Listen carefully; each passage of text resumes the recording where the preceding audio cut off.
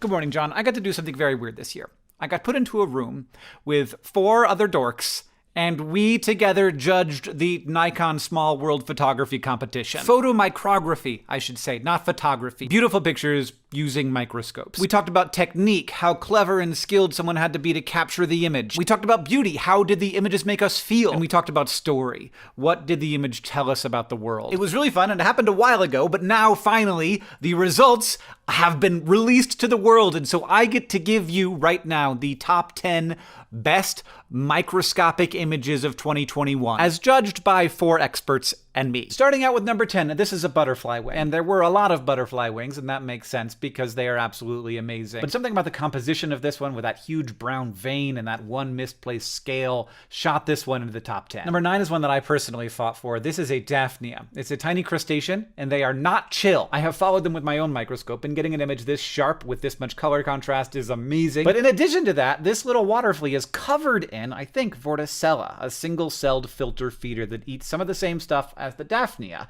And then up in there, those little blue dots, those are baby Daphnia. Number 8 is a cross-section of a mouse intestine, which we all liked because it's a reminder that a lot of the diagrams in anatomy textbooks are simplifications. The way that fluorescence microscopy is used here really lets you see how surface area is maximized in the intestine, which increases nutrient absorption. Number 7 is the head of a tick. We were all just really pleased when we saw beautiful images of things that we generally find disgusting. Number 6, these are the blood vessels of a mouse's brain. And as impressive and fascinating as it is, I think I primarily liked this one as a piece of art that I would absolutely hang on my wall. Number 5, again, we love the gross stuff. This is the proboscis of a housefly, and like maybe you didn't want to see that, but also it's like really amazing. And the more we looked at it, the more we loved it. In 4th, we have a single sensory neuron of an embryonic rat. Again, we're used to these oversimplified diagrams of neurons with like a couple dozen branches at max. But neurons can have thousands of dendrites that connect to tens of thousands of other cells. And now it is time for our top 3. In 3rd place, this leg claw of a louse. We really did hit as many annoying bugs as we could. I like this one because the tracheae, which are the holes that they breathe air into their bodies through, they look like the wormholes that Bill and Ted would fly through in space-time. Like the whole thing just looks like a galaxy, but it's a louse. Speaking of galaxies, in 2nd place, this one is a bunch of neurons that were put on 2 sides of a barrier with tiny channels in it.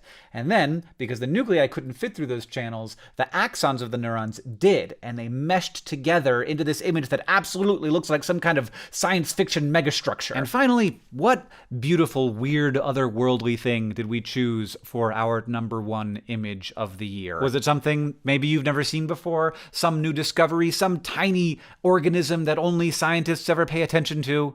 No, it is a leaf. I believe it is the underside of a leaf of the southern live oak, shown in a way that completely reshapes my understanding of something so simple. This image, which is the result of stacking over 200 different images focusing on different planes, shows 3 different vital leaf structures: stomata in purple, trichomes in white, and veins in blue. It's an oak leaf, alive and complex and mysterious like I never imagined. Thanks so much to Nikon Small World for putting this together and for providing these images for this video. There were so many other amazing images, which you can go see if you just go to nikonsmallworld.com. I think there were something like 100 total images that we gave some kind of distinction. It was a wonderful way to spend 2 days. Thanks to all of the other judges and everybody who submitted their work to this competition. It is a reminder of how amazing our world is and how amazing our tools for observing it are, and a reminder of how amazing all of the people are who observe this world in all of the different ways we observe it.